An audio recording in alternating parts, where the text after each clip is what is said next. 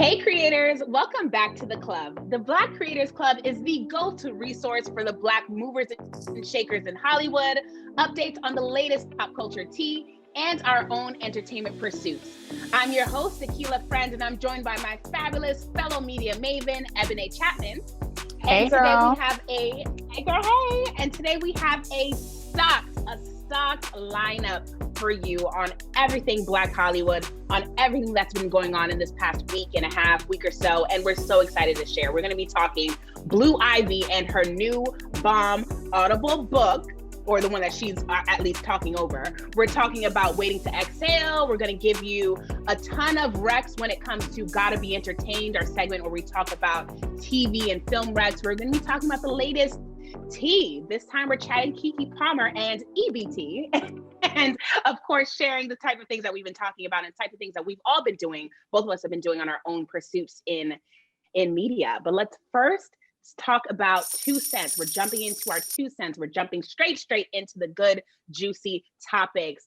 Blue Ivy has an audible book, y'all. She read over a book, it was recently announced that Blue Ivy Carter is narrating the new audiobook version of Matthew Cherry's Oscar-winning short film, Hair Love.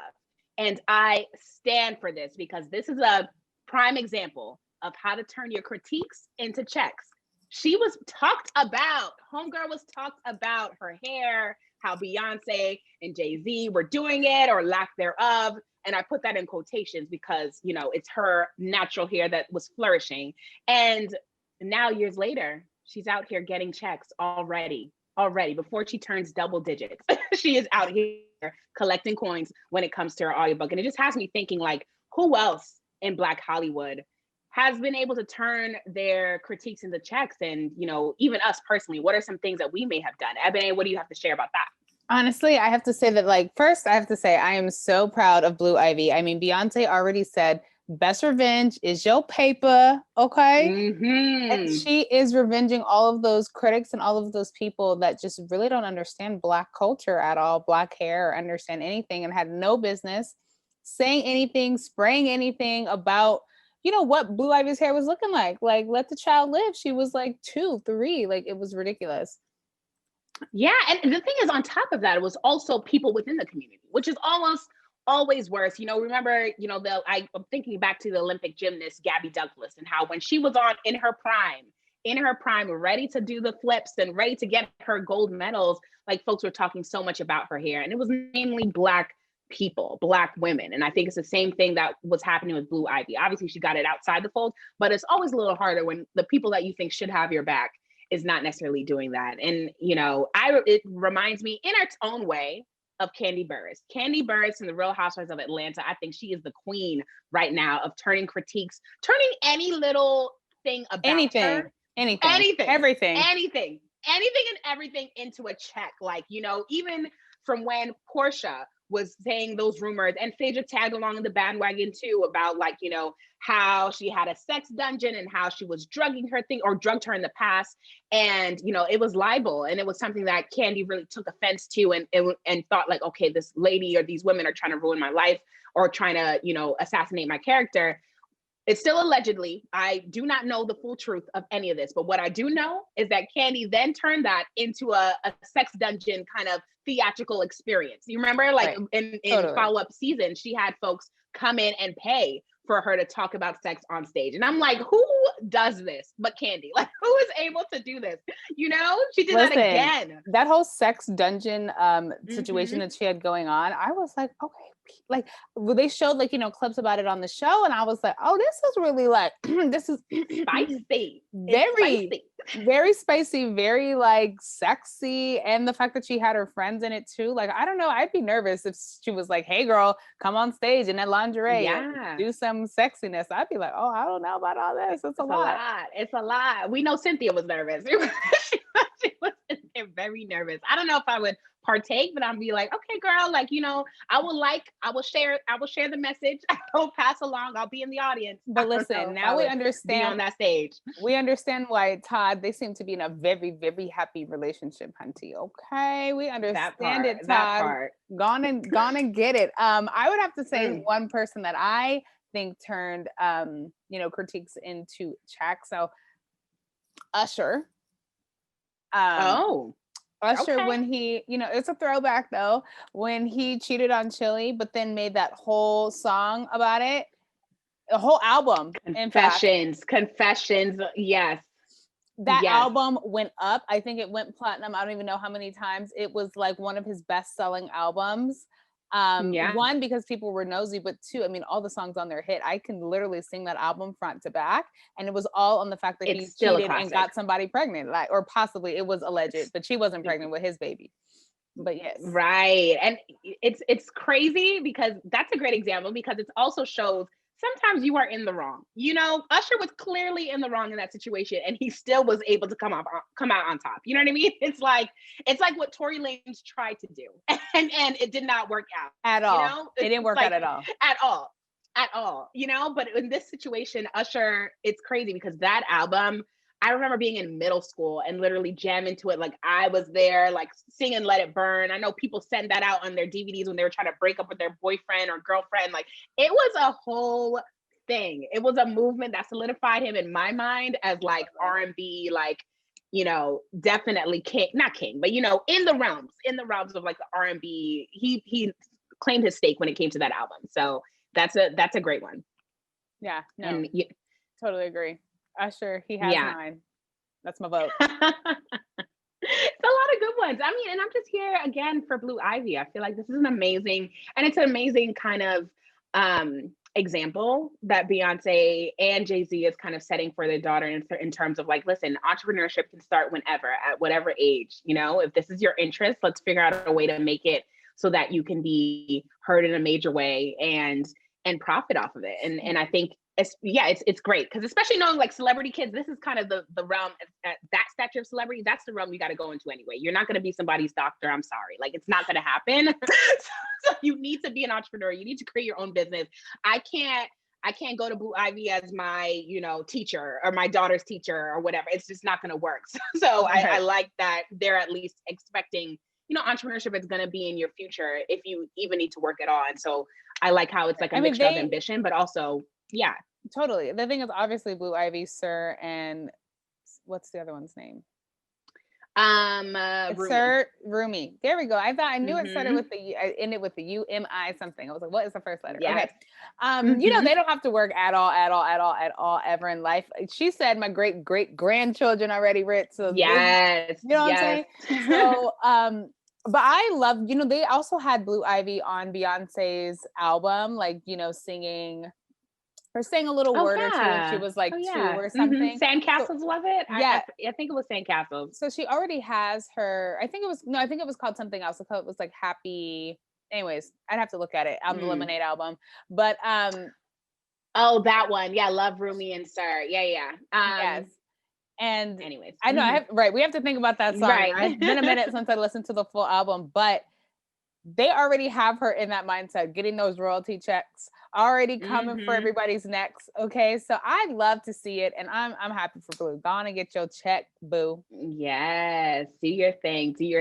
Speaking of checks, child, Tracy McMillan, I believe her name is, if I'm pronouncing it, McMillan. Tracy McMillan, the writer of the novel that's turned into a film, Waiting to Exhale. We've all heard, or most of us have heard, if you haven't yet, Waiting to Exhale, the 1995 film, which was about, 4 women living in Phoenix, Arizona, and their relationships with men and their relationships with one another.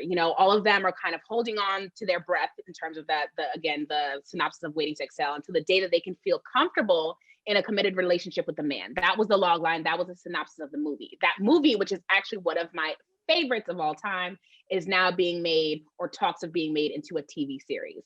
And so talk about another check, talk about another Black experience being shown on television. So excited for this, and so excited for Tracy McMillan. Oh my gosh, absolutely. I have to say, when I first watched the beginning of that movie, it's so funny now, like as an adult, or to see things that kind of parallel with your life. Because when I saw that they were in Arizona, I was like, oh my God, I live there. I know where that Scottsdale, and I felt so like connected. And it's funny, even watching like old, like other movies, like 2000 movies, like, you know, some cheerleading movies or stuff like that. They'll be like, oh, this one went to Arizona State. And I'm like, Arizona State be repping out here in these streets. All right. Okay. All right. Yeah, no, we be repping. So I love that. And I thought the movie was great. Tracy McMillian, just to give a little bit of background for people who don't know who she is, she's from Michigan. She's an author. She started or got her start in 1987 with the New York best-selling book, Mama. And then some of her other signature books, she has 9 of them. Waiting to Exhale, A Day Late and $1 Short, The Interruption of Everything, How Stella Got Her Groove Back, Getting Happy, Disappearing Acts, Who Asked You, which I was like, oh, that book sounds interesting. Yeah. Mm-hmm. I almost forgot. Girl, yeah, who asked you, boo? Who asked you? Okay. And then I almost forgot about you. And It's Okay If You're Clueless. So if you're It's Okay If You're Clueless it said the perfect send-off book for people who are like going to college to kind of like get that experience, do what it is that you want to do. Like, don't listen to your parents, like experience life, travel, you know? So it kind of gives a little bit more of like that realistic vibe to what it's going to be like to be on your own and like the risk that you should take, which I was like, that I should have had that book. Where was that book in my life? Yes. Honestly, I didn't know she was behind How Stella Got Her Groove Back, or at least a part of the thing. Like, that's great. The writer. And it's funny because Angela Bassett has been in a lot of the movies her movies. Yeah. A lot of her movies. So Angela Bassett was in Waiting to Exhale as well as How Stella Got Her Groove Back. So was Wesley Snipes is another one that was like in her movies a lot too. He was in Disappearing Acts and Waiting to Exhale as well. A Day Late and $1 Short. Whoopi Goldberg was actually a star in that movie. Yeah. So she definitely always has like high caliber actors and actresses. But it was also around that time when just Black Hollywood, not to say it's not flourishing now, but that was kind of like that era. You know, a lot of the key Black we're actors, all in the same movies. We're always in the same movies, and that just blew up. Like Nia Long, so Nia Long was in a lot of movies. Like, yes, quintessential for that era, especially. So that makes a lot of sense. Yes, Tracy. Okay, so she already had her heels, her feet, her everything in the game, and so it's glad to know that, you know, they're coming back in a major way. And you know what? Interested. Just I want to do a little correction because I think we've been saying it's Terry McMillian. Terry? Okay. Terry McMillian. Got you. Let's give her flowers. Terry, not Tracy. Right. Now I'm gonna make sure that I were for sure correct because I'm like, let me do like, but I'm pretty sure it's Terry. Okay. It's Terry. Yeah. I was like, let me just do a quick search just to make sure. Yes, you gotta get it right. The thing is with this though, like, you know, in terms of turning movies into TV series, I'm always interested because especially movies that have a button, they kind of have the ending. And I think Waiting to Exhale had an ending in a sense, you know what I mean? Like, you know, between, I don't want to give away the movie if folks haven't seen it, so definitely go and watch it if you haven't, but between, you know, Whitney Houston and her finding love outside of the married man, like, you know, Loretta Devine, then finding someone else, you know, letting her son kind of grow up in a sense and finding love with the neighbor, et cetera, and all the women in a sense, like, were able to finally find love within themselves, but also like at least start some sort of budding relationships with other folks, if not just be cool on their own. I know one of the actresses as well, like, you know, had at the ending was kind of having pregnant and decided to raise her child on her own outside of the extramarital affair that she was having with someone else. So a bunch of different things have happened in the movie already. So I'm kind of thinking through, like, what do we predict this TV series would take form into? Like, what would be the things that would happen that would make this like, okay, gotta tune in, gotta watch? I know for me, I can start it off too. Like, for me, I think one of the things that a lot of these movies turn TV adaptations end up doing, like, they pay homage to the movie in some sort of way. So even by having, let's say, the actresses or the original actresses like in the movie in some capacity, whether or not they're someone's parent now or someone's random friend that show into this clip or that clip, I don't know how they're gonna bring back Whitney Houston in a way that doesn't make her character feel like gone by the wayside, because you know she was amazing in that one too. But I know for one, they're definitely going to bring back the actresses in a way that make it seem like there's some sort of connection to it and not a completely different show altogether. Yeah. It's so funny because like when I was talking to you about this, I was like, well, I mean, there was so much of a conclusion already to the movie. Yeah. Like, what else could they add to it, or what could we be expecting in a TV show or a TV series? You know, because it's potentially it could have a couple seasons, 2-3 seasons. I don't know if they're going to do like a limited series where it's just like a one-time thing, or they're going to do like, you know, multiple seasons to see how it goes. I don't know, but I guess we could really either do like a pre-sequel, like something where it's like before, like, because the movie really starts off with a bang. Like there's cheating, That's there's true. cars blowing up, there's this, there's that. So we don't really get to see what their life was like before, you know, their life got halted into this big blown up situation, right? Because they all have the issues. So maybe we'll see something like a flashback beforehand, right? How their life was before. But you know, you make a good point. Like maybe now it's like their kids. Maybe they're grandparents now, or maybe it's just a deeper dive into what the movie already gave us, right? I mean, obviously they're going to have to use different actors and actresses. So the show essentially is going to be completely different. So I think it is going to be interesting to see how that's going to roll out, because they're going to, you know, have to really tell a story that makes us feel connected some way into the movie, to somehow feel like, like I get her, you know, like, you know, Whitney Houston's character, like I understand where she's coming from, like where everyone, like, kind of like a girlfriend's thing. Like that's how definitely. I like the idea of showing what was happening beforehand, because it's true, and probably that's why I loved it. I was like, it started off with the drama from the beginning. Like we knew what was happening, like everything was going on, like this, it was crazy, and then all of a sudden it's around the holidays too. So there's that whole experience. So I think, yeah, like starting it beforehand will be a good way to kind of bring some longevity to this series, so it doesn't feel like a limited situation.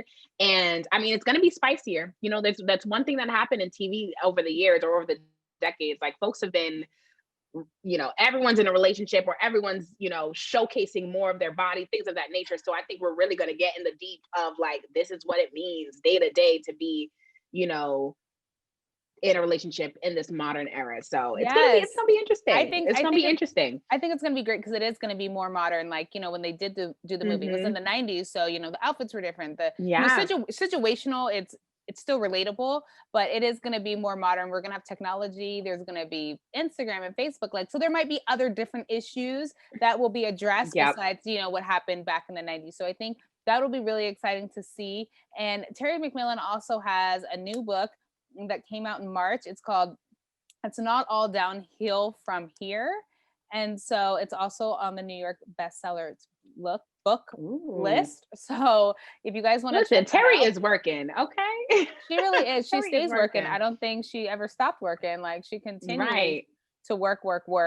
And I'm excited to see this. And girl, the other movie that I want to see possibly turn into a series, I would say Two Can Play That Game. Now, this one is with Vivica A. Fox, Morris Chestnut. It has Gabrielle Union.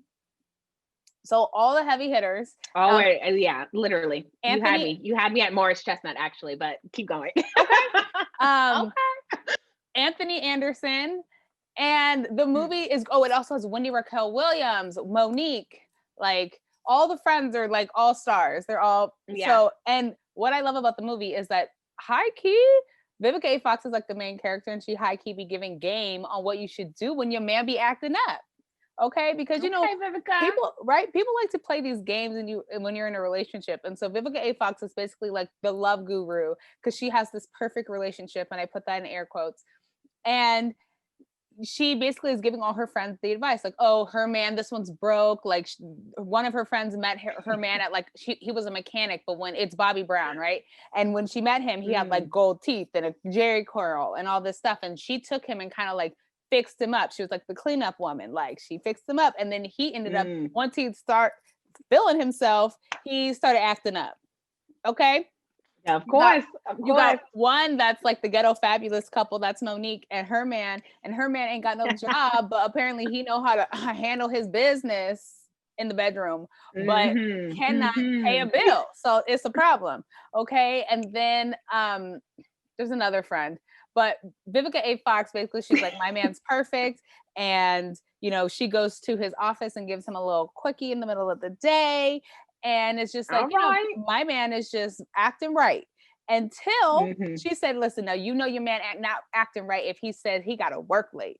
And then little does she know, she gets a phone call talking about he got to work late. So she runs into him while he's working late with this girl, and she plays it so cool, and then gives you the 10-day rule on how you need to act and behave to get your man to get back into shape. Yes. So I haven't. So I was listening so intently because Eboné knows I have never seen this movie yet. And so first of all, I'm about to watch that tonight.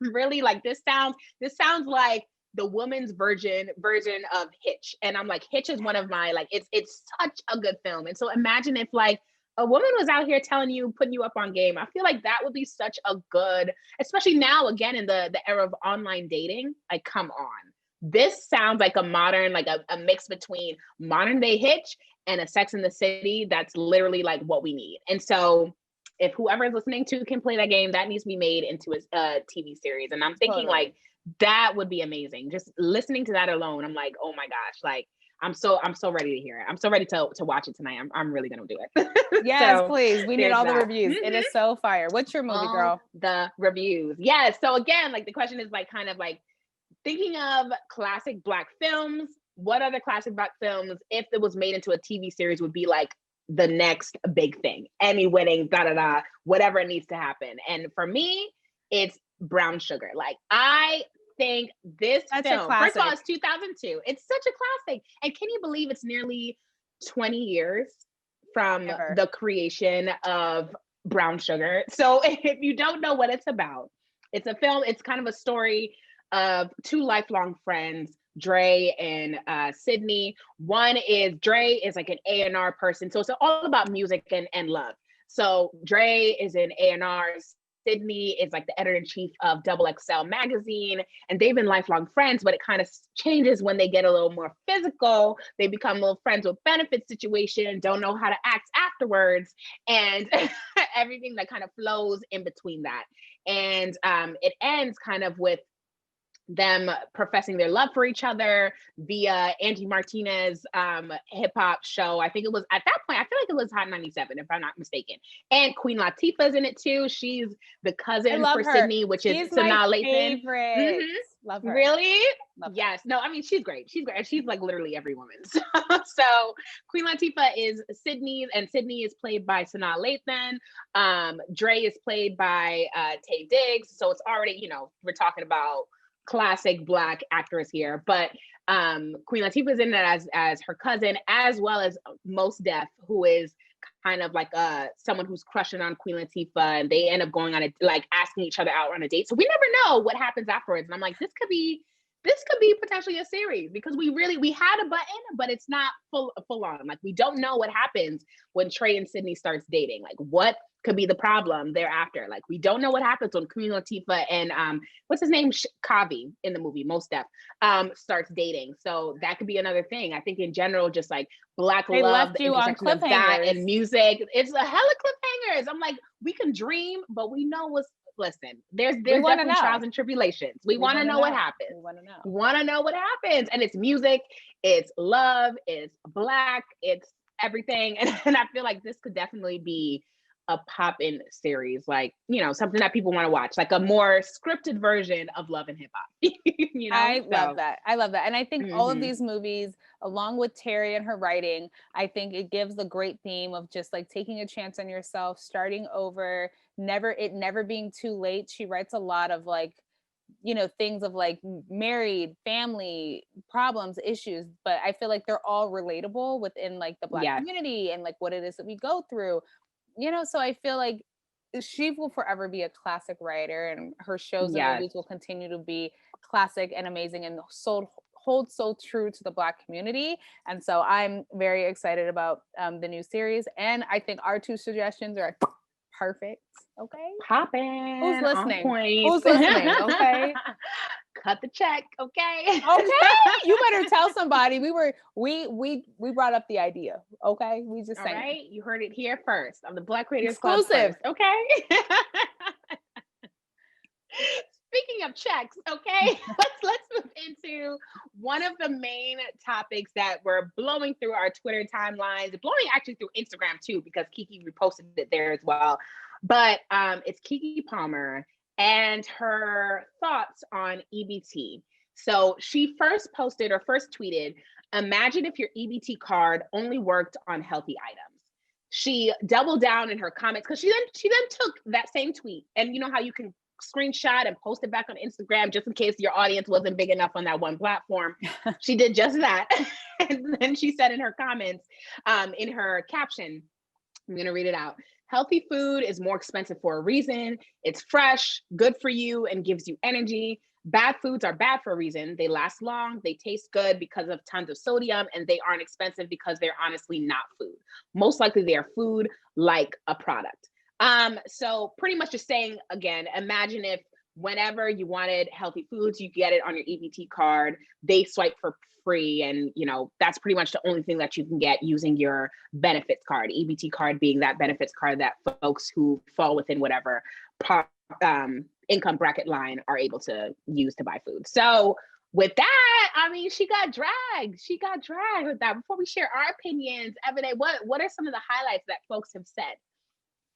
Okay, so there was a tweet in response to what she said, and it said, "Oh, Keke, I gotta disagree here. Poor people are allowed to buy Doritos. We shouldn't be policing the poor. If you have a craving for ice cream or want to stock up on TV dinners because they have to work late, then they are allowed. Period." All right. And that's that on that. And that's that on that, boo. That's it.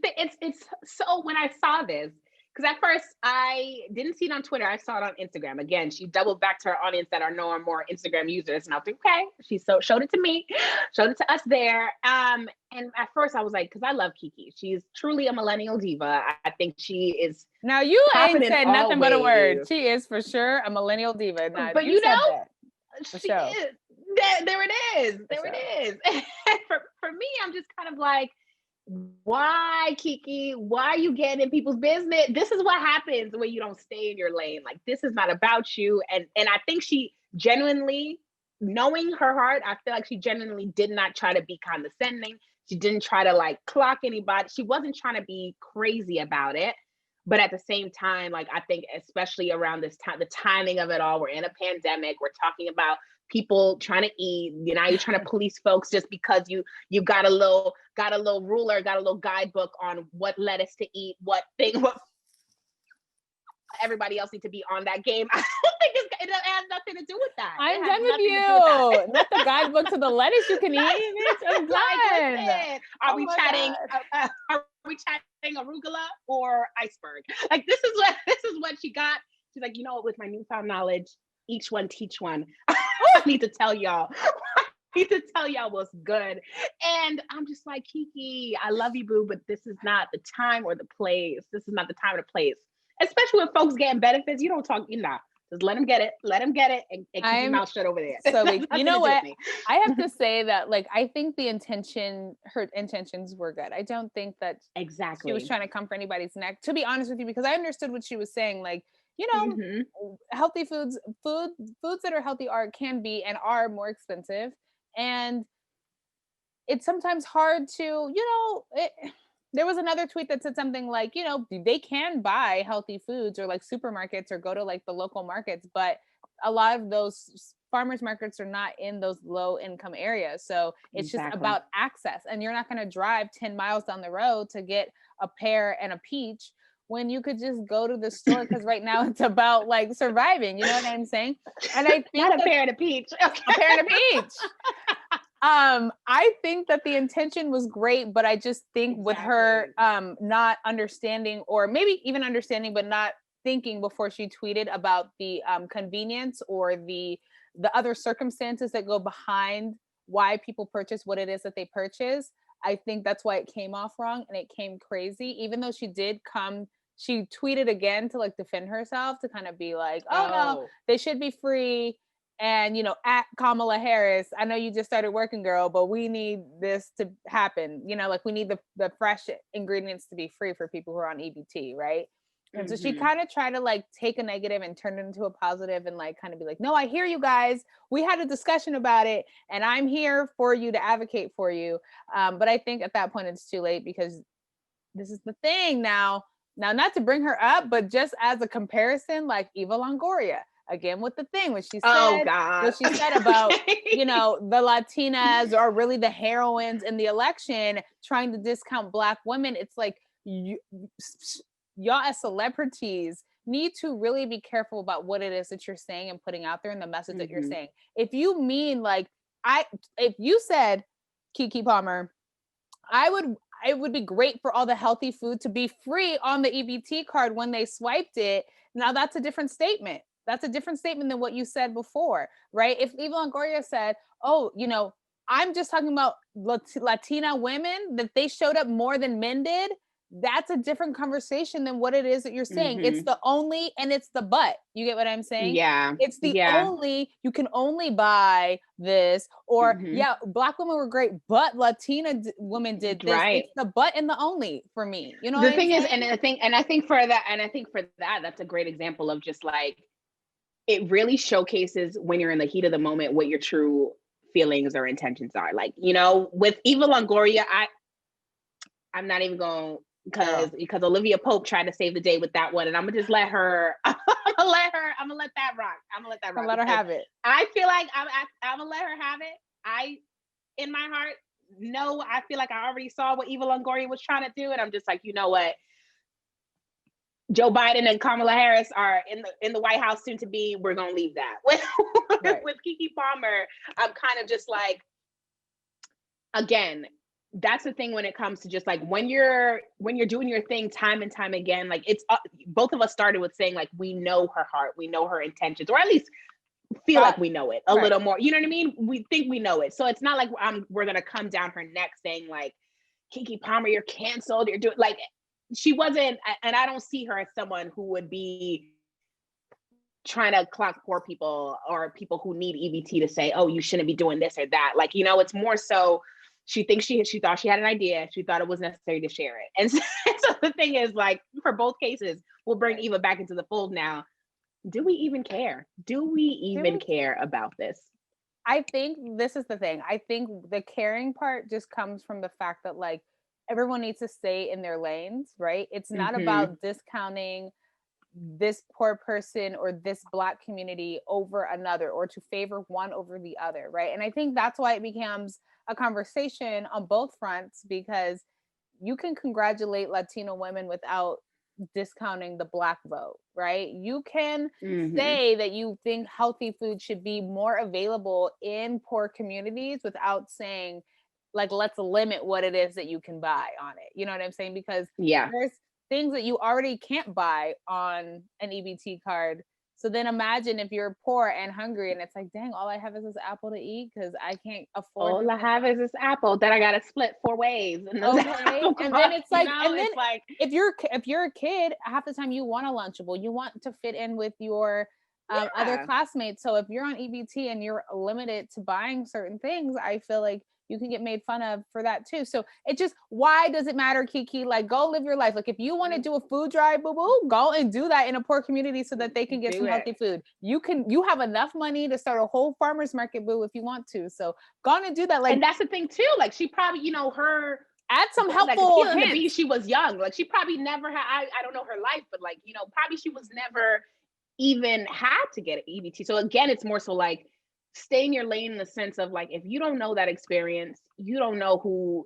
I understand everyone wants to have an opinion on everything, but like, this is not like, if you don't know that experience, don't come into it like you have all the answers. Add some value to what it is that you're saying, right? So if you have, because you have the money and the power to, it's different. Like, for someone, you know, like me and you, like, we don't have billions of dollars. Like, you have the money to do something about it. So if you feel like poor people don't eat great and they have high cholesterol and everybody's dying in the community because they don't know how to eat correctly, then How about you start a class like Keke's Palmer's cooking class in the hood and do that farmers market every Friday. There are ways. And have it free. And have it free, boo. Mm-hmm. Okay. Yeah. So Just show a little Keke ID, and all of a sudden you can swipe for free because you want to tell the government that that's what they need to do. So I'm like, maybe that's it. Maybe that's it. And I think on the flip side, what you're saying with Eva, like now that you said Eva, I'm like, we gotta, like what you were saying with Eva in the sense of like, you know, perhaps that was her way of trying to stay to her lane. She probably knew nothing about the Black community, nothing about our votes, but she knew about Latinas up and down. So probably that was her trying to pivot in that interview to what she wanted to say. I think she showed, you know, it was unnecessary, but it was very much unnecessary. The thing is, like, maybe she was just caught off guard by the question. So she was like, oh, I would say that. And so then it was like, yeah, they did a great job, but I also want to add in this point. Yes, so that was her talking point from jump. Mm-hmm. Right. I want to add in the point that like Latino women really came through. Maybe she should have used the word more like in addition to the Black vote. I want to also say that I congratulate the Latino women for showing up way more than the men did. I mean, that's a different statement as well. It's not a but, like, because this is my thing with that statement. It's kind of like, y'all are doing good over there, but like, what about us over here? And it's like, that's exactly how it felt. Discount or like put down something else because you want to shine. You get what I'm saying? Exactly. And I think, you know, it was especially triggering because I feel like as Black women, I don't know about Black men. I don't want to speak to Black men or Black community as a whole, but this was an election that we saw Black women really show up, you know? And I think we always be bailing everybody out jail. Okay. Everybody, we got get out of free jail card right here. Everybody, we save a whole type of community over here with the Black women. Okay. That's what I'm saying. Get that and an iceberg of lettuce, and we're ready to go. And I feel like what was the problem with this is that was what was so triggering. It's like, listen, we did this, and it's like, why don't we just get our flowers? Like, why are y'all trying to say thank you, hush us up again until the next 4 years? And it's done not only by the folks in the majority, but a lot of other minorities as well. A lot of folks even in our own community. And I think that's why it was just like, Eva, no, ma'am, we're not doing this anymore. But we're not taking this. Like, I love that we stood up for ourselves though on that. I love that. But yeah, in any case, girl, let's tell us a little bit about the Black Creators Club. Oh, this little old show that we're doing. You guys, welcome to the Black Creators Club. Thank you guys for joining and listening in this far. We just want to give you your flowers and thank you so much for continuing to listening. Thank you for continuing to listening. Am I speaking English today? I don't think so. Girl. But we just want to thank you for listening and watching and liking and subscribing and commenting on all of our things, supporting us. And we want to continue to show you love, and we want you to continue to show us love. And every single show, it gets better and better. And we start thinking of what better ways to serve you as our community. So thank you so much. Yes, girl. It is getting better and better. And I love this. I'm listening to us chat. I'm listening to the topics. I'm like, oh, I'm so interested in everything.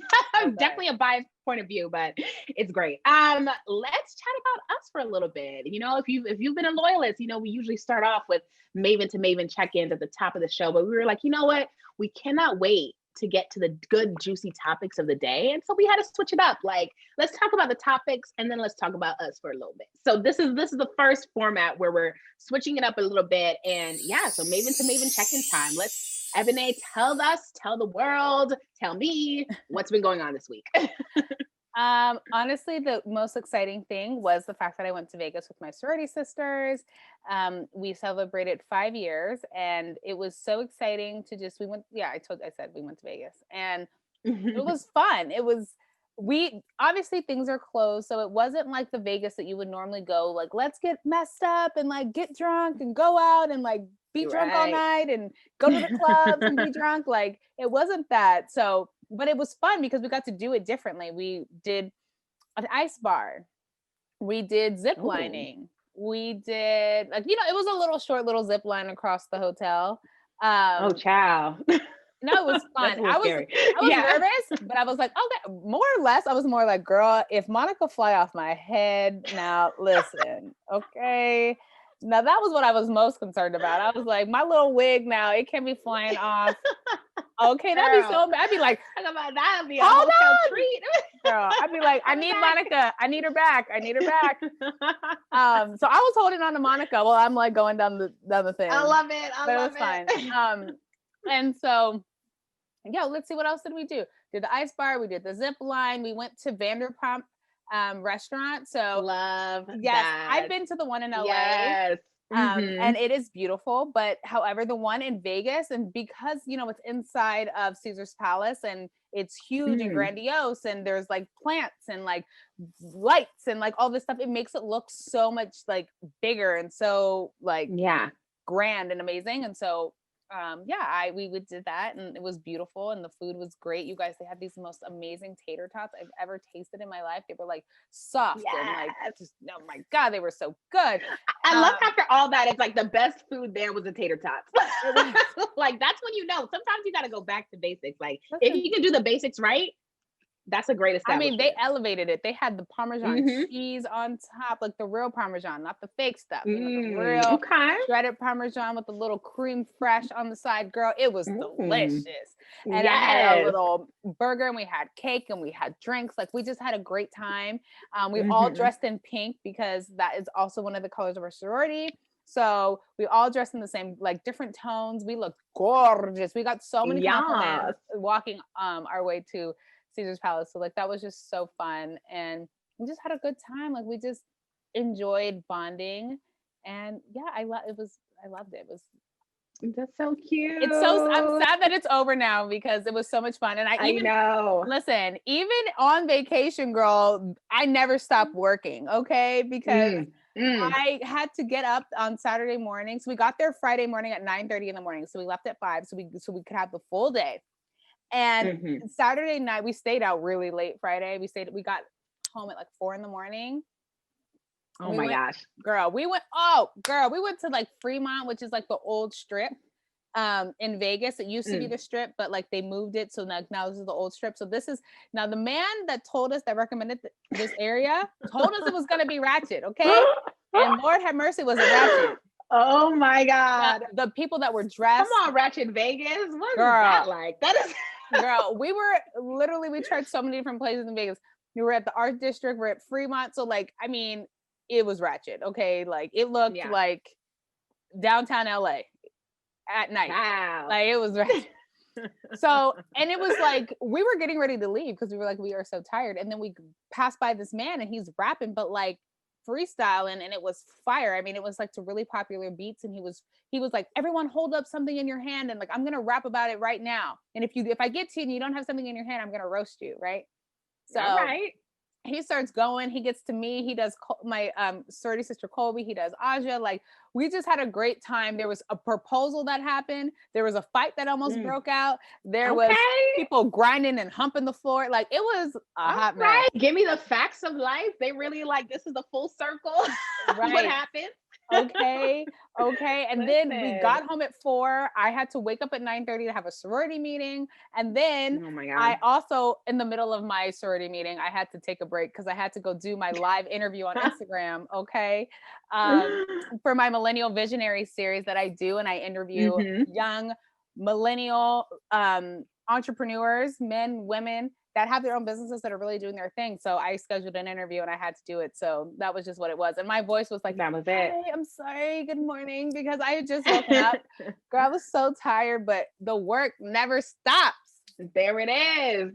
I mean, listen, that's just what it's got to be sometimes, work and play, especially in these days of quarantine. It's like you got to fit it all in. So I'm glad that went well. Come on, great. Vegas. Okay, Vegas.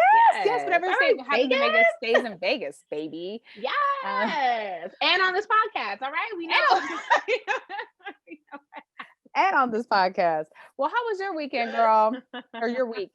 Girl, my week, or I'll say mainly the weekend, because the week was kind of like, it was such a long week. But then the weekend happened, and that was so refreshing because I had the complete 180 opposite. I stayed in the entire weekend. Like this was the first weekend in, I know it's quarantine, but it's the first weekend in so long that I'm like, every single day. What have you been doing? I was like, yo, like, I at least I would try to hang out with somebody in their house versus my house. But I'm like, no, this was the first weekend. I'm like, literally, I did not see a soul.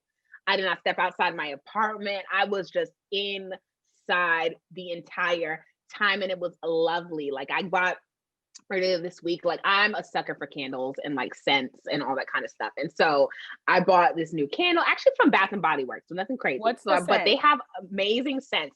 Limoncello, that is probably my favorite, one of my favorite scents in general. Like one of my favorite like sorbets, right? It's so good. Whenever you could try, it's like a hint of lemon or mainly lemon, but it's like tart. It's not, anyway. So they had a candle in that version. I was like, okay, like, I mean, you're speaking to me.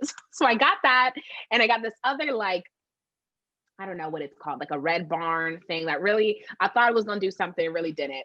So I got that, and then I got something else for the holidays, like a peppermint like scent, and it was so, it like the mixture of the three, like I did some, and then I started with the peppermint and with the limoncello. So I had a whole like self-care situation. I had my scents, I had a bath, I, you know, cleaned up my place, I had music popping, I was talking to friends back home, like just having like little like FaceTimes and stuff, and was like making different cocktails and drinking and things of that nature. So that was like, it was just a really good time. And I watched all of Queen's Gambit in literally 2 nights. Is that a new show? Literally, what is this? Yeah, it's a new show, Queen's Gambit on Netflix.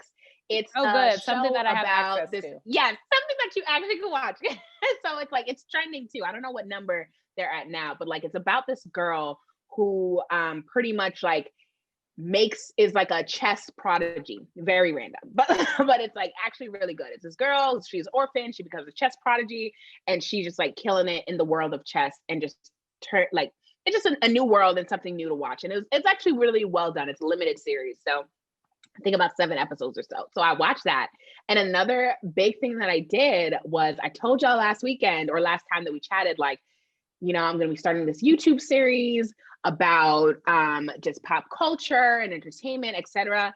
And so I did. It's called Pop Goes the Business. I officially started. I was like, you know, maybe I'll change the title or not. But then as I kept saying it, I kept getting used to it, because I love it. It's like pretty much a bite-size, love it, thank you. It's pretty much a bite-sized take on the week's reality TV and pop culture moments with a business spin. So like, we chat pop culture sometimes in our thing, but we chat about it with Black Hollywood, etc. Like, I feel like everyone talks, a lot of people talk pop culture, everything of that nature. And so like, I love it. I'm still going to talk pop culture. I'm still going to talk reality TV and the TV business overall. But I like, for me, just like where I think my differentiating factor comes in is the fact, like, hey, I work on the TV side, or I work on the business side of this industry.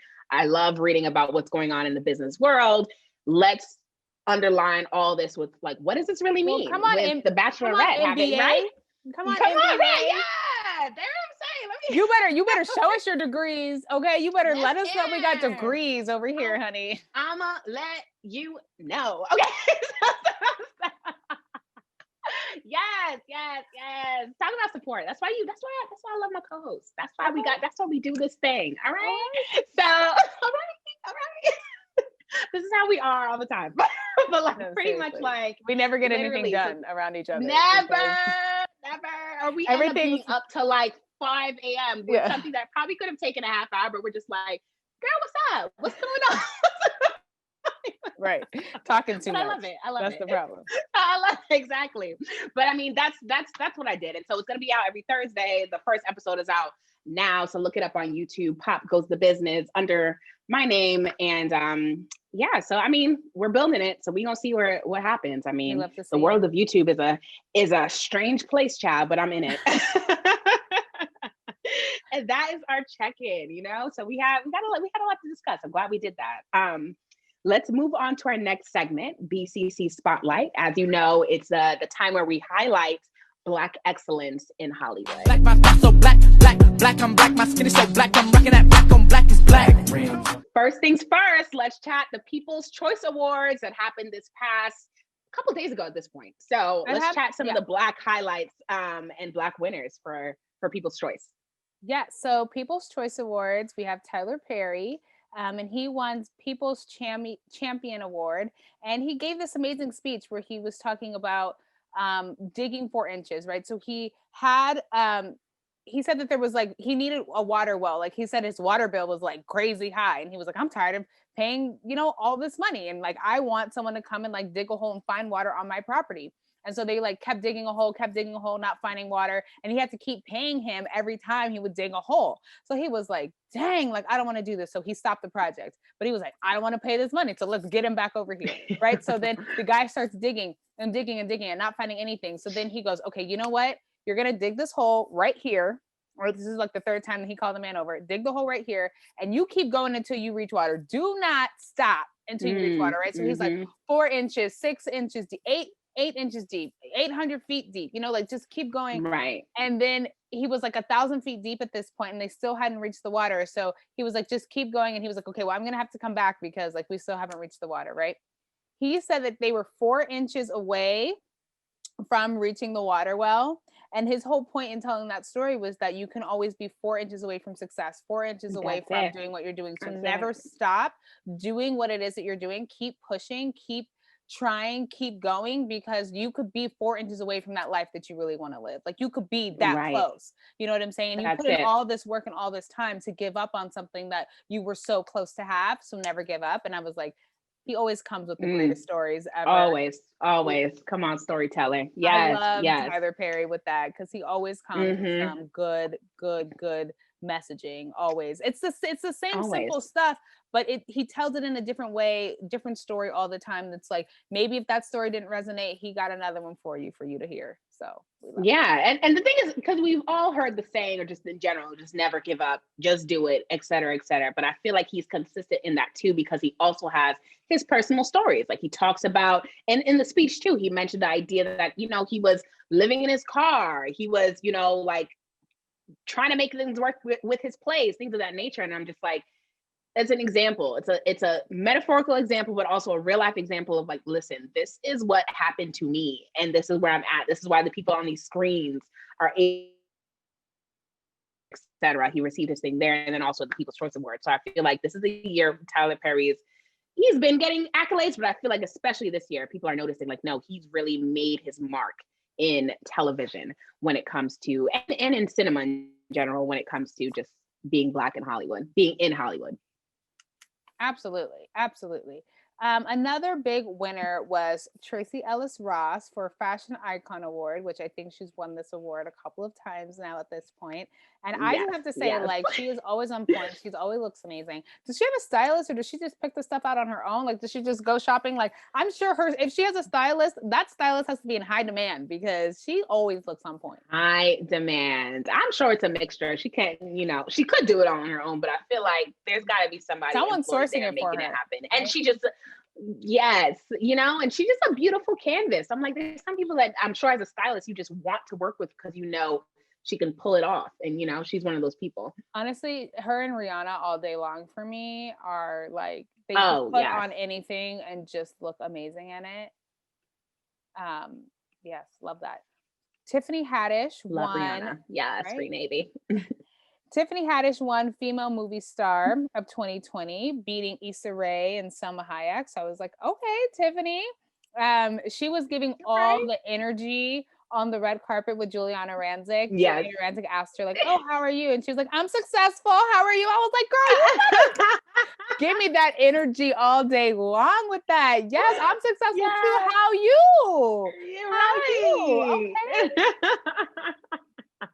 I loved it. I was like, oh, Tiffany, you always come with that was hitting. That was good. That was good. I was happy. Maybe she's like starting to shy away from the She Ready, you know, line that she has, which I'm here for. She could abandon that ASAP for me. Okay. Right. Because now it's like, all right, you're here. You know what I mean? I understand when that was around because it's like she's finally made it after so many years of being just in the circles. So, but now it's like, no, girl, you successful. Yeah. You know what's funny? I feel like that is like a very commonality, like a very common thing to do. Like Nicki Minaj, Lady Gaga, I'll put Tiffany Haddish in that same realm where like you do the absolute most to get on screen, to get people seen, to get people talking. Lady Gaga had the craziest outfit. So did Nicki Minaj, like just the craziest. Cardi B was doing her thing with the hilarity stuff. Oh, just the most, like, and then the whole She Ready thing with Tiffany Haddish, right? But now it's like you made it, you're here, you're on the carpet, you're in the room, you're talking to the people. So now you can just like take a seat and like kind of chill out a little bit, and we could really start to see you for you, which for me is great. Like Lady Gaga, for me, like she's beautiful without doing all the extras. Like I love to see her theatrical outfits, but at the same time, like I love to see her natural beauty as well. Tiffany Haddish, I would like to see more of like her personality. I watched her stand up and I thought she was funny. Like I thought it was funny because it wasn't doing the most. Right. You didn't like it? I think she's great as an actress, and I feel like, you know, she's her personality, everything's popping. I can't get into the comedy. I can't get into the comedy. Is it just her comedy, or is it everyone's comedy? I think it's mainly. That's a good question, because I'm not the type, you know, there's some people who are like, oh my, watch this comedic special. Oh my gosh, like when things are open up, like I got to go to this comedy show. I was never that person, but there's some comics that I'm like, I am on the floor. You know, she isn't one of them, but I do think like her person. I'm glad and I'm happy for her, and I've always been like, girl, get your coins, even though I don't personally feel like she's not my cup of tea, but. That's just how I feel about it. No, but I feel you, because I'm here for, I like comedy specials. I think they're funny. And I think in her comedy special, she was the realest I've seen her, which is why I liked it. Her acting skills for me at this point in time are very much the same. Like they don't transfer for me. She is the same way in every single movie. So for me, I'm almost like, how much acting is that if like you're the same way and the same character in every single film, even in the like self-made like Madam CJ Walker limited series that she was in on Netflix, I still also felt like she did a little bit better, but at the same time I still felt like Tiffany it was her. I still heard her voice in that character, and so not that it took me away from it, but it almost was like, okay, like it doesn't sell the full story for me if I'm looking at you as a personality and not as the actor or the actress that you're supposed to be. I get that. You know? I get that. But anyways, time, girl, in time. she did great, and I'm happy for her. Yeah. She won the female movie star of 2020. So congrats. Will Smith won the male movie star, which, you know what? I can never argue with that. That man is my boo thang. I be loving me some Will Smith. As old as he is, I am here for him. I mean, all day, everything. He's every everything. Day. He fine still to me. His body's still on to me. Like totally. He's adventurous. We see what he's doing with Westbrook Studio. Like literally everything is. His family is a little interesting, you know, his dynamics, the entanglement and all of that. But you know what? Whatever works for you works for me. Okay, whatever works for you works for me. All right. LeBron James won the Game Changer Award, which I love. And you know, he is doing amazing things, being an activist, being out there, really sharing his voice. I like that he's speaking. Movement. Exactly. Totally speaking, has been speaking out, tweets about all of the things and social injustices and systemic racism, and he's out there. And so for me, I'm like, as someone who's in the NBA, who honestly has a lot of power, I love that collectively people who play sports are really using their voice. And Colin Kaepernick, I have to give him a hand for being the catalyst in all of this, because he really was the sacrificial lamb. And now everyone is able to say something and keep these organizations accountable, because before everyone was just running and listening to the higher they've been saying stuff beforehand, but I do think he kind of set it to another level in terms of like everyone else then had to like talk about it and get on his back, because he could have said it and just everyone else could have been quiet. Like, no, LeBron was talking about it. That's when the whole shut up and dribble came around, and it was just kind of like, no, we're not going to do that. And I feel like, and I like that they're having a point of view. I feel like it's also showcasing, all right, obviously he has his media and entertainment company that he's putting out, and he has his shows coming out. So he's incentivized to have a point of view, but that doesn't take away from the fact that no, he's speaking regardless. So I like that he was kind of rewarded for that too. So me too. Great. We love that. Bad Boys for Life won movie of 2020, which was actually one of my favorites. I really enjoyed it and watched that, I think, a couple times. And Zendaya got the Style Star Award of 2020, beating Lady Gaga, Janelle Monáe, and Rihanna. So I was like, okay, good. All right. Zendaya is another one that I have to say is amazing and can wear a paper bag and look amazing. So her, Tracy, and Riri for me are my style goddesses. Love yes, those are good ones. Those are good ones to have. Those are good ones to have. I mean, listen, the People's Choice Awards, obviously, they came out, they showed out in a major way. And I like that there were so many people to name, so many Black people that you just had to name who and won Doja things Cat. or showcase.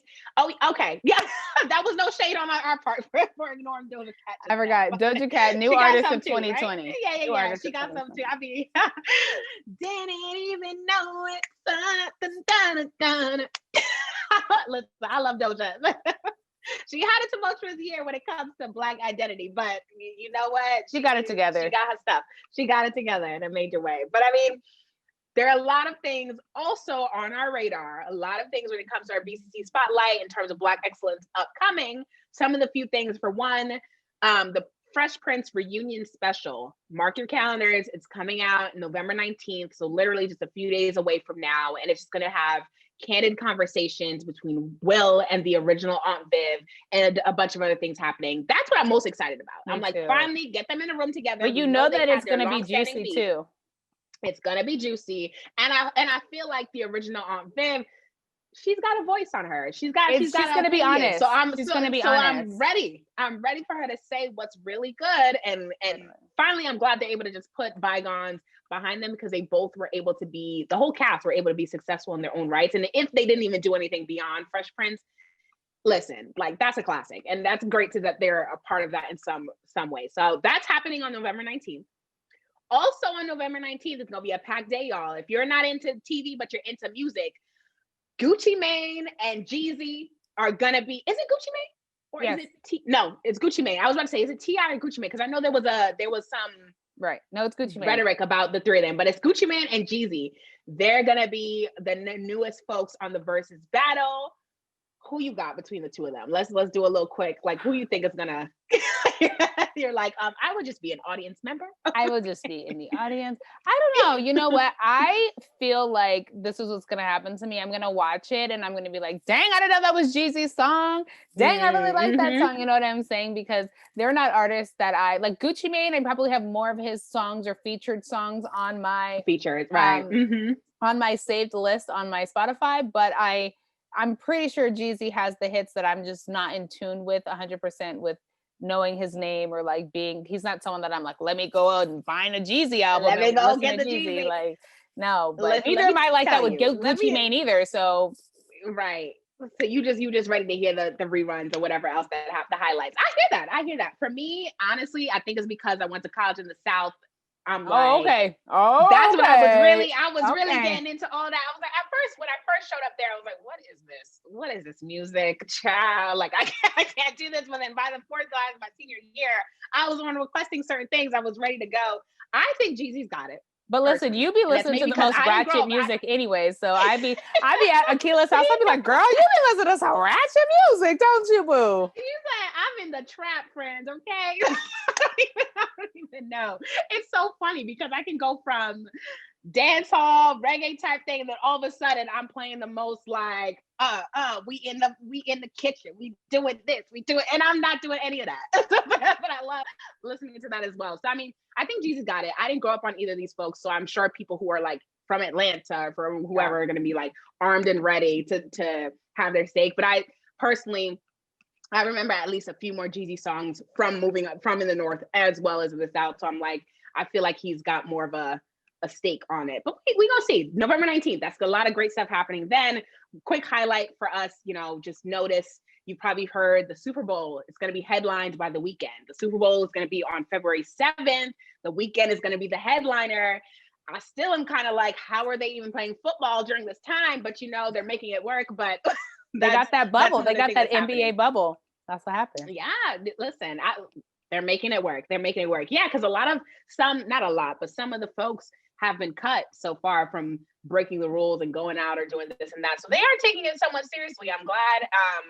I feel like The Weeknd is a good in-between balanced choice. Like, he's not, fully going to play something that will alienate one group of folks from the other. I think he's got a lot of like his music's very pop, yeah. Yeah. Exactly. So that's what the people need right now. So I think that's good. So a lot of great stuff happening or have happened in BCC Spotlight. Let's move on though to Gotta Be Entertained, the section. We're bringing it back for y'all. The section where we highlight one or two recommendations for movies and or shows that you need to watch. The first, I'll let Eboné say it. It's a little jingle. It's a little jangle. It's jingle jangle that we want to recommend for you guys. Yes. Thanks for that beautiful introduction, Akilah. The Jingle is out now on Netflix. It's a Christmas movie. With the holidays coming up, you guys, I don't feel like it's ever too soon to like really get it going. But the great thing that makes this movie so special and why we're highlighting it is because the actors and actresses, the leads, are Black.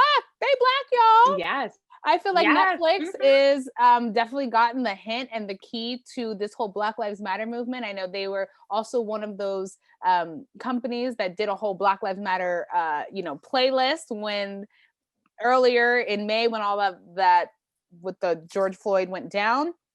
So they were in support of that. And so I feel like they've definitely been hearing and listening to the Black community. And so they have extended and made a whole Netflix original Black Christmas movie with the leading cast of Forrest Whitaker, Keegan-Michael Key, Anika Rose, Felicia Rashad, and Madeline Mills, who's like she's younger. She's like young. So she's going to be probably like one of her breakout roles is probably going to be this. So this is exciting for her. And I'm really excited. It looks very colorful. It looks very well produced. It almost looks like Never Neverland or like one of those like really cool, like Elf, it's super, it's gonna be with, Elf. No.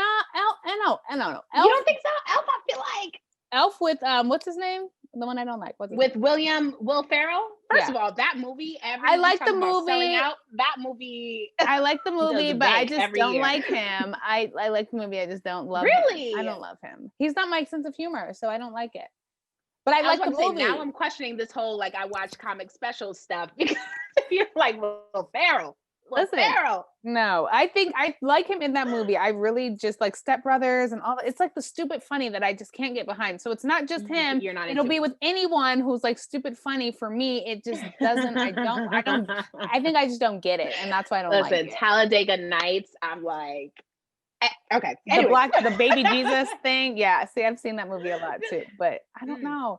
But anyway, it looks very like well produced. Like, what is that Peter Pan movie? It's like that Neverland. It's called Neverland. Yeah. Whatever it is. Mm-hmm. You know how like high color and like very animated, producey looking. That's literally how the movie looks. I saw the trailer. So this is about to be kind of like A Wrinkle in Time, like that sort of production type of thing. Okay. So jingle jangle. So we're here for that. Thank you, Netflix, for this original. So we'll check it out. I think I'm gonna wait until closer to like I feel like, and I get it. A lot of people are right after Halloween, they're ready to skip over Thanksgiving, jump to Christmas. And I'm like, let me get I'm not ready yet. The holidays in order. I'm not ready yet. You know what I mean? Like once December 1st, or at least after Black Friday, then I will start exploring, all I want for Christmas, etc. So jingle jangle, I feel like we'll give it another month or at least a few weeks. Yeah. The other movie that we want to highlight is Come Away With Me, or Come Away movie. I'm adding words. Come Away movie. The release date is November 13th, so it's already out. It is about, let me look this up real quick. I got you, boo. 8-year-old Alice and her. You got it fast. No, you got it fast. Go ahead. Go. We're ready. Go ahead, Akilah. It's about an 8-year-old Alice and her mischievous brother Peter journey to London to sell a treasured heirloom. Returning home, Alice seeks temporary refuge in a wondrous rabbit hole while Peter enters a magical realm as leader of the Lost Boys. So this is definitely Alice in Wonderland meets Peter Pan. Yes, there we go. Exactly. A lot of fantasy, a lot of drama. When that whole like a wondrous rabbit hole, yes, definitely Alice in Wonderland. But I was also reminded of like, do you remember the Chronicles of Narnia? Yeah. Like this sounds like it could be that mixture between that too. So a lot of fantasy, a lot of drama, and I think something that at least is cool for kids as well to just be able to fantasize and watch. And what's great about this is that again we have a leading cast of Black actors and actresses. But there obviously are, so it's a mix. So Angelina Jolie is the mom, and then this man, his name is David. We've seen him in a lot of other things. I cannot pronounce his name, and I do not want to say it wrong. Akilah, Oyelewu, and yes. I'm actually gonna try to pronounce it wrong, but it's like, I forget what else he was in. He's been in some other great films. Yeah. And so I'm excited to see Selma. That was it. Selma. Yes. Yeah. I So was like, it was in something Selma. It's basically a mixed family. So you have a white mom and a black dad, and then you have like these two mixed children, and there's Peter and Alice. And so how do you feel about representation of a mixed family? Do you think that it is, do you think that they'll touch on anything about the black versus the white? Do you think they'll touch on that? Because they, they do have a white grandmother. Yeah. And she's shown in the clip. So I'm thinking like maybe because she said something to the kid like, oh, we're gonna whip you into shape. And so for me, I'm thinking, oh, is this gonna be anything with the race? Are we gonna touch on that? Do you think it's necessary? Like that was my other point I was gonna say. For me, I would never know the experience of being a mixed child, being of mixed descendants, any of that sort of thing. So like I don't really know what is needed. Like, as from that perspective, what would you say you need to feel like you're truly being represented? Because I think for me, it's like sometimes a story in and of itself is the fact that they're at least on the screen, living their life, living the movie the way the movie was going to be played out without it being a quote unquote race thing. So I feel like this is probably going to be one of those situations where just by having them, casted in that regard is going to be enough. But I don't know, because, if it was an all black cast, like, in terms of everyone being black in the black family, I feel like oftentimes you end up having that conversation, whether or not it's necessary or not. Like, do we need to always like highlight, oh my gosh, guys, it's all black family. We're going to talk about being black in America. We're going to talk about it. Like sometimes the movie could just be about like the same thing that you would have when it's an all white cast and you're just, not even thinking about race. Perhaps that needs to be what's happening in these situations too. And it might quite honestly be that way. There might be a one liner or two just to appease that, but it may not. I don't think it really needs it if it does. Yeah. I mean, I was kind of just like thinking and mulling it over too. Like, I wonder, like, is it going to be touched on, or, like, it's nice to see like a mixed family with an actual like white mom and black dad, and, not just like maybe the kids would be mixed in real life, but like they're playing a black character, so it's nice that maybe it's being recognized that like they're mixed, and to see that on the screen. I think that'll be cool. I'm excited to see Angelina Jolie. We haven't seen her in a while, so I know, I love some Angelina, child. Yeah, so I think that this will be a good one. It's gonna be good. And then the last one that we want to highlight is A Girl Like Grace. I know we both saw this on Strong Black Lead, but I don't really, what's the log line for this one? I just know it has a great cast, and I saw Raven Simone as like the headline. I was like, okay, I'm in. Yes. Well, I'm going to let you go ahead and Google the log line while I just talk about the fact that this is an older film. It was something that was in 2015, and it has Paige Hurd, Megan Good, Garcelle, who played Fancy in the Jamie Foxx show. If you guys don't know, Romeo. Yes. This was like Ryan Destiny's kind of like breakout role, and then Raven Simone. So a lot of people in the comments were kind of saying like this was the most underrated movie, like it was such a good film. And it seemed to, from what I saw on the trailer, was like there was Ryan Destiny, her character was, and Paige Hurd, they were like best friends.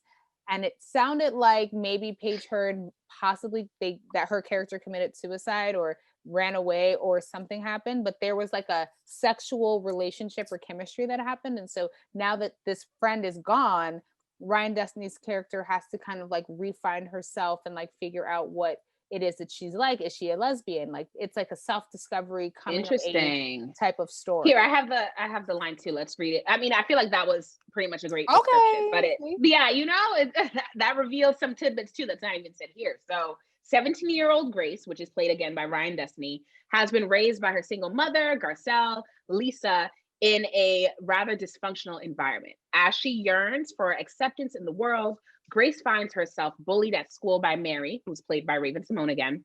She seeks guidance from her best friend, Andrea, and Cher, Andrea's older sister. So it seems like a coming of age situation. What I do want to highlight too, which I just found, like, yes, we're saying it's on Netflix. Let's say you don't have a subscription to Netflix. You can actually watch it for free on Tubi. So, and it's there now. So Tubi TV is slept on in some regards, but they have some movies.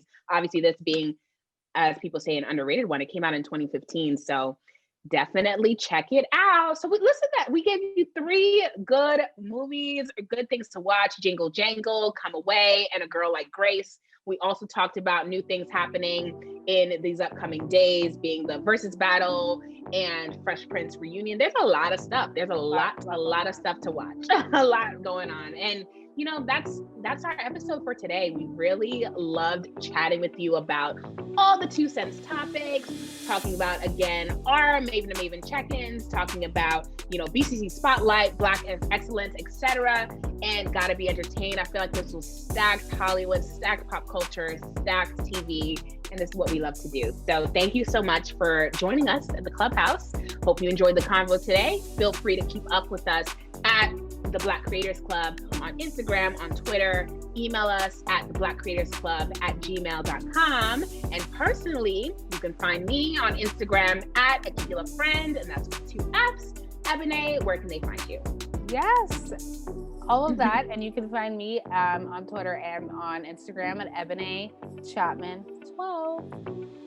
Yes, guys. All right. Until next week. See you later.